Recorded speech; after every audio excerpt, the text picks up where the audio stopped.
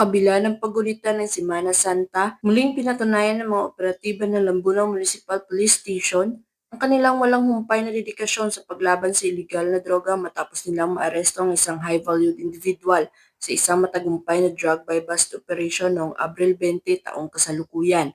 Bandang alas 5:35 ng hapon sa Barangay Hines, Lambunaw, Iloilo. Kinilala ni Police Major Roy P. Tayuna, Chief of Police ng Lambunaw Municipal Police Station, ang suspect na si alias Nini Putik, 53 taong gulang, job hire ng lokal na pamahalaan at residente ng Barangay Daan Banwa, Lambunaw, Iloilo. Nahuli si alias Nini Putik matapos magbenta ng isang sachet na hinilaang shabu sa isang police pusher buyer na bahagi na ikinasang operasyon ng Station Drug Enforcement Team ng Lambunaw MPS. Kabilang sa mga nasamsam na ebidensya ay 3 heat-sealed transparent plastic sachet na hinilaang shabu na nakuha mula sa pag-iingat ng suspect, isang sachet na ibinenta sa undercover na pulis, 6,600 na buy-bust money sa iba't ibang denominasyon at iba pang non-drug items. Sa kabuuan, tinatayang 55 gramo na hinilaang shabu ang nirecover sa operasyon na may standard drug price na aabot sa 374,000 pesos. Sa kasalukuyan, nasa kustudiya na ng Lambunaw MPS ang naarestong suspect para sa kaukulang disposisyon. Ang operasyong ito ay isang matibay na patunay ng dedikasyon ng Philippine National Police